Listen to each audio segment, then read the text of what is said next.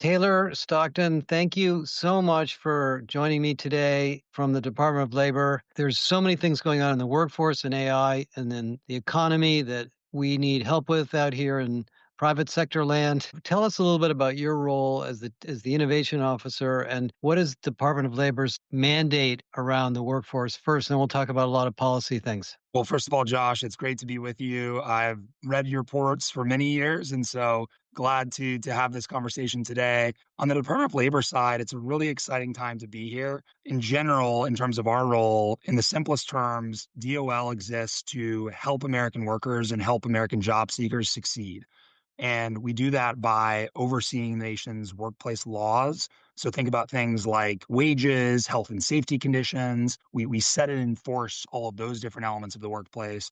But then we also own a really important portfolio of programs to support job seekers and workers. So think about unemployment insurance, job training, apprenticeships. All of that fits within the Department of Labor. And so now in particular, super exciting time to be here because given the acceleration of AI, given a lot of these different trends, it's really a time where I think the nature of labor itself is changing perhaps more significantly than I think any time in modern history. And so I think our role at DOL is really to say, how do we not be reactive to some of these changes?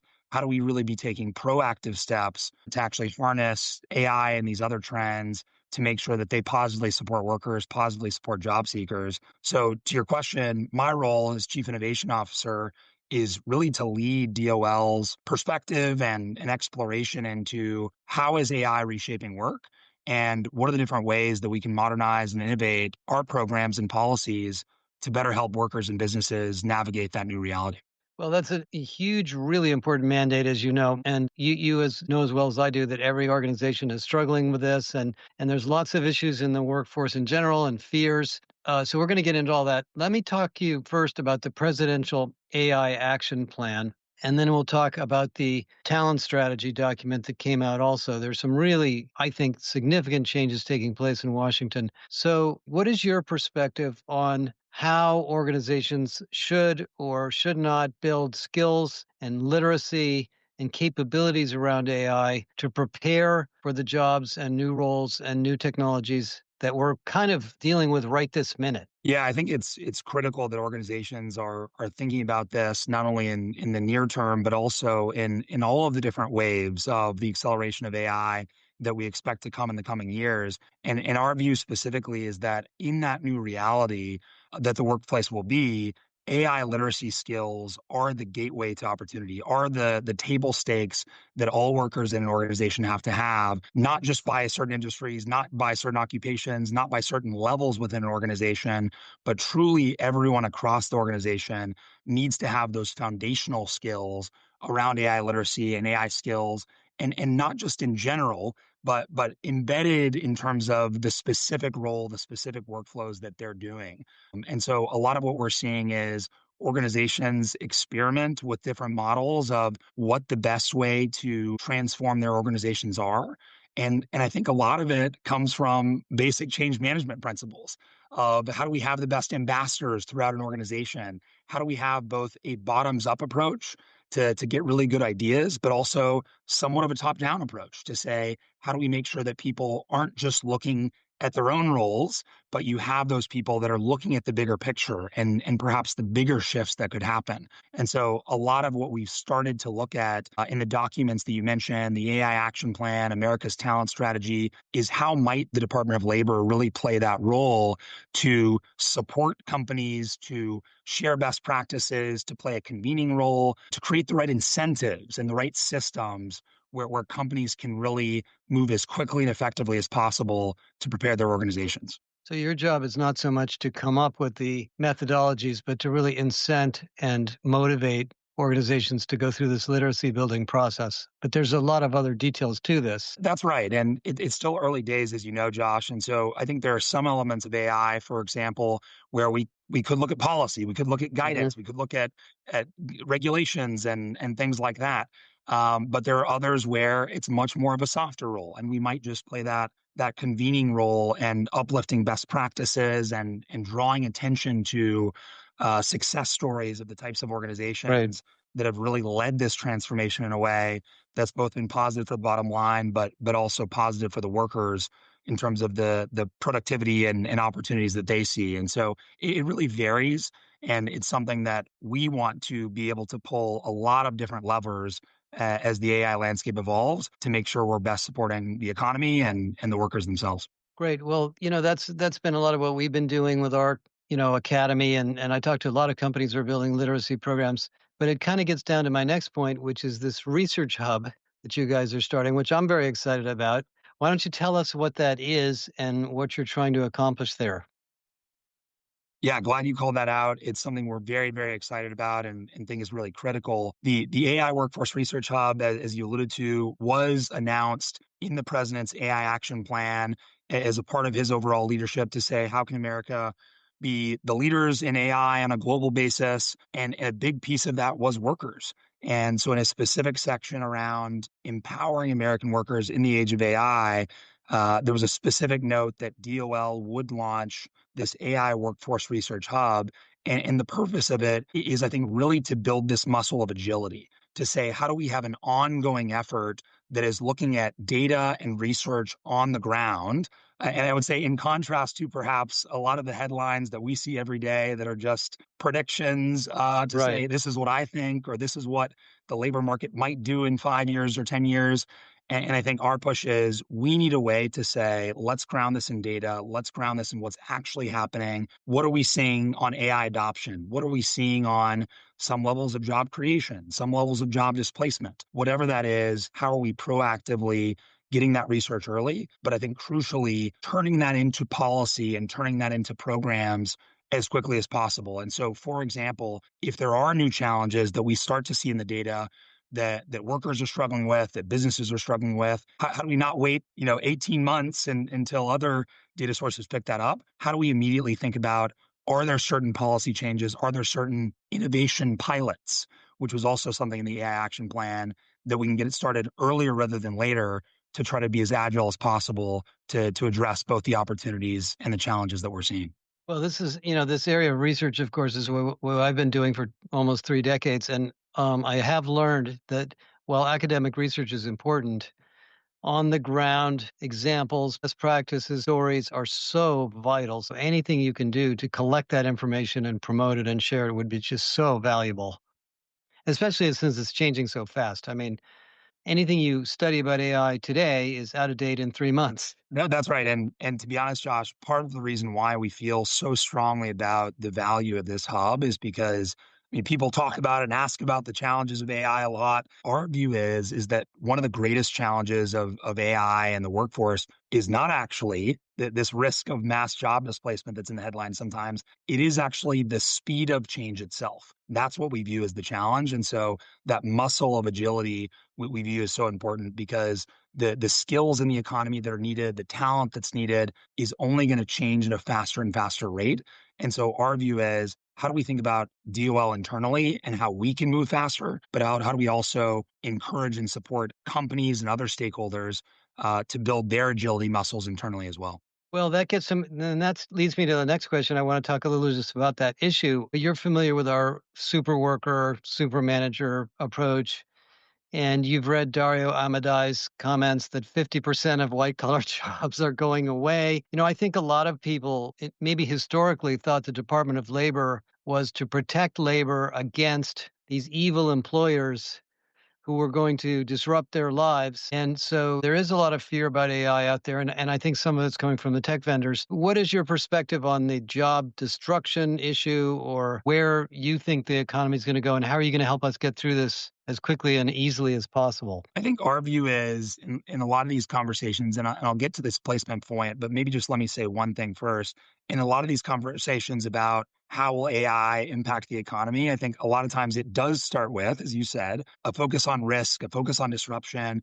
And our push would be, how do we shift the narrative a little bit to say, can we start with the possibilities? Can we start with the opportunities of how AI could reshape the economy in a way that could actually uplift a lot of workers from the opportunities that they have now. And so a lot of what we're tracking is what are the different jobs that don't exist today that might be created across industries. And one side point that I'll just say there is particularly exciting for us is that some of these jobs, including AI infrastructure jobs, right, as we build out data centers, some of the occupations that are really critical there, some of these jobs are both high paying, but also do not require a 4-year college degree. And so this is really a movement that can expand jobs and really expand the middle class in a way that is going to be remarkably beneficial. So jobs is one point, but then to your point about super workers, there's also this whole other benefit around productivity.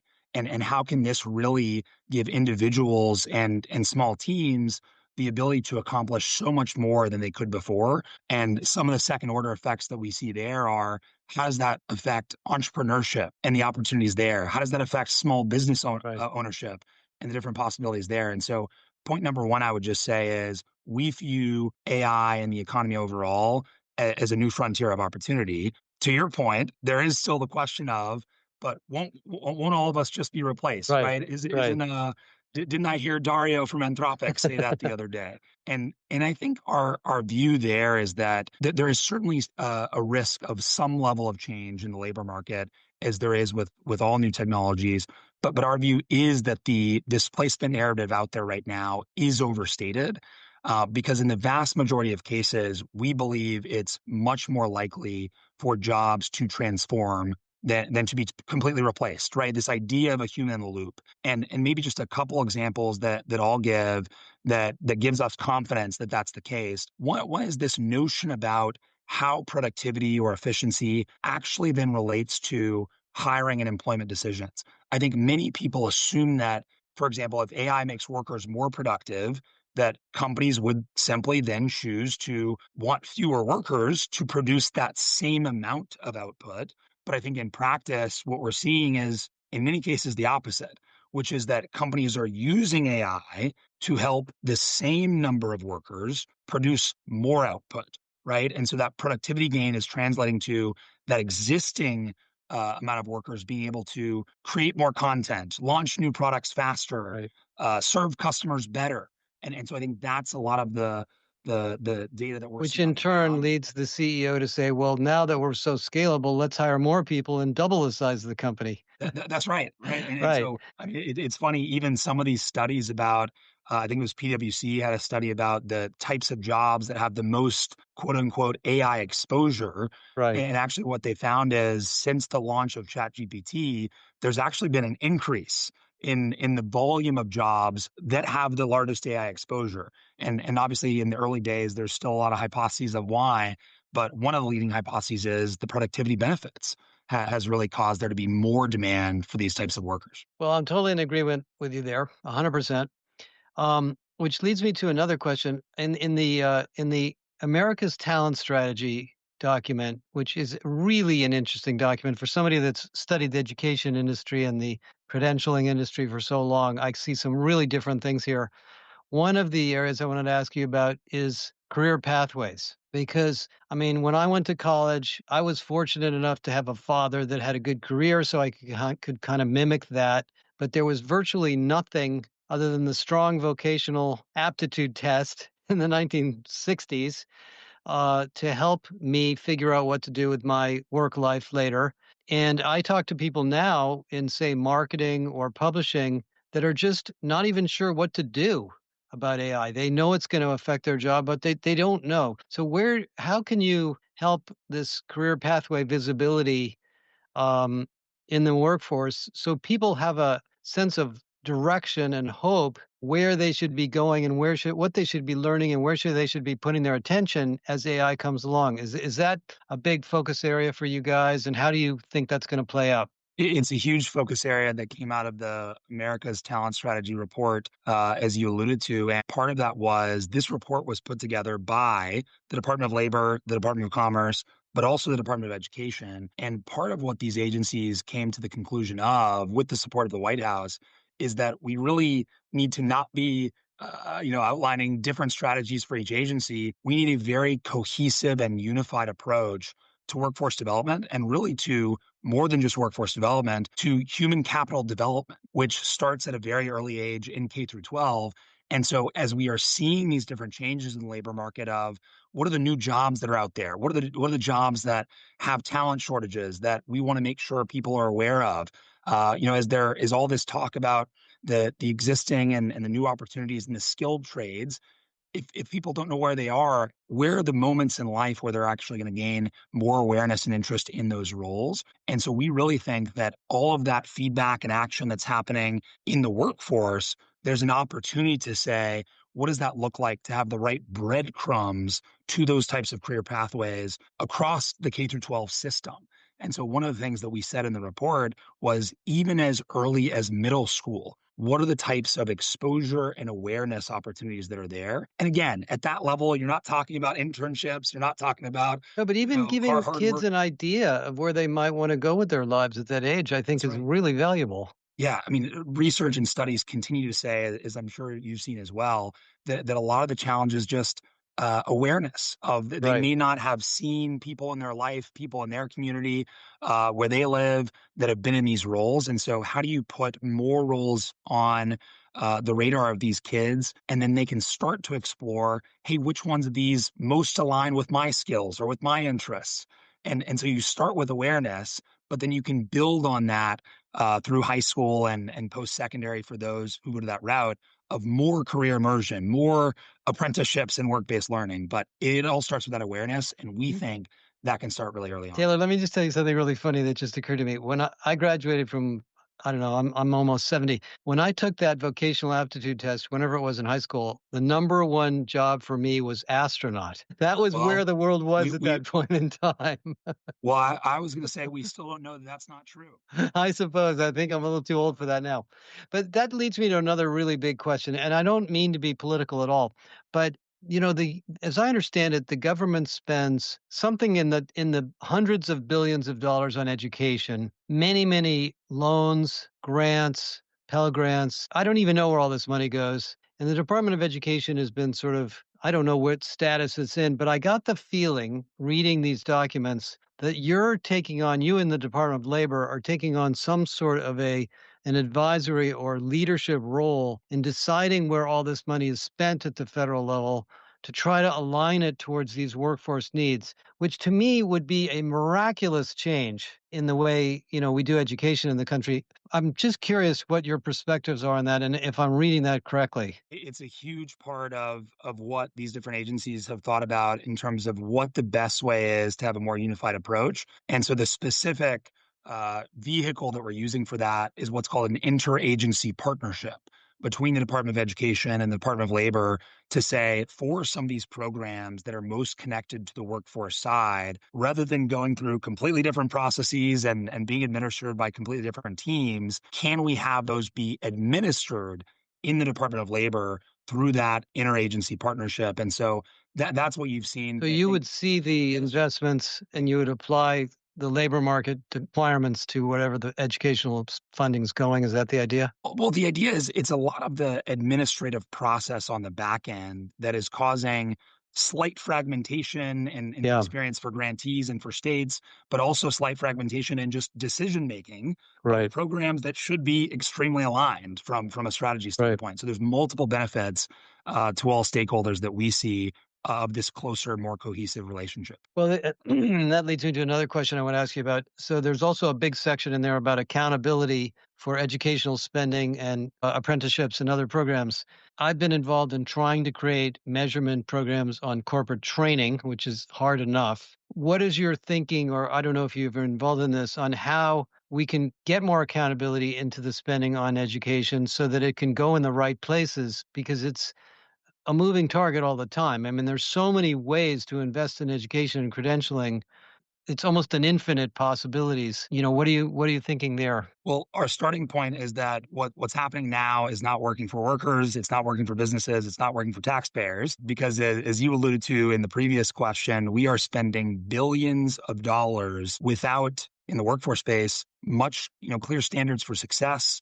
And there are a lot of grants and programs that are happening that have very few consequences when the programs fail to deliver the results that they've promised. And so the first piece is just, I think, on our side, developing a strategy around outcomes-based accountability, whether it's leading to new jobs or whether it's leading to higher wages or how much we're spending and the ROI calculation. But part of what we realized and what we identified amongst the agencies, Josh, is that a lot of the historical challenges around doing this better has been around the data and reporting infrastructure. And so there's a need here to just say, how do we modernize our systems around data, around outcomes, around tracking? How do we make sure we're linking different data sources, in some cases using AI, using automation to bring some of this data together to actually, first of all, just have the transparency? Yeah. Okay. Because a lot of times you don't even have all of the data points in front of you of just how ineffective some of these programs have been.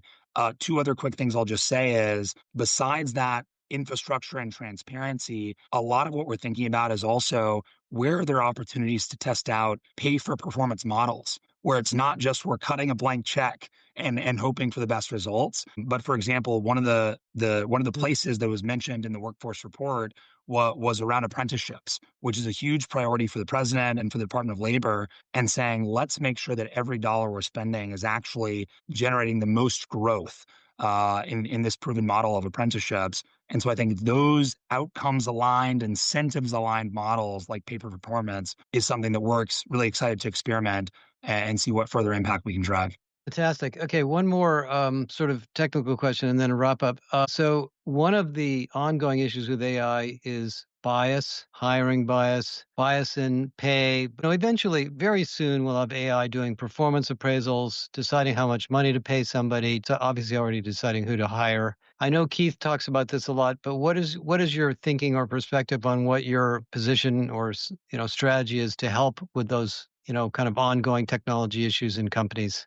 And legal issues. It's a really important question. As you said, it's constantly evolving as well, which is one of the reasons that there's need for guidance and reflections on this to make sure that companies can navigate this in the right way. I know you know this, but maybe just to clarify for your audience in terms of the federal government structure, the EEOC, the Equal Employment Opportunity Commission, is the agency that when it comes to employment decisions, whether that's hiring, firing, promotion, et cetera, that is the agency that sets and enforces those employment discrimination laws, whether or not it includes some layer of AI.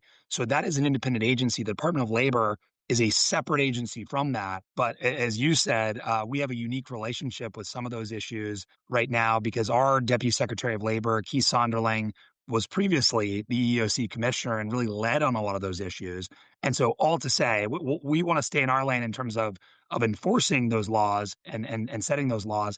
But I can still share some general reflections about how we think about guiding companies in terms of what they might consider around this area.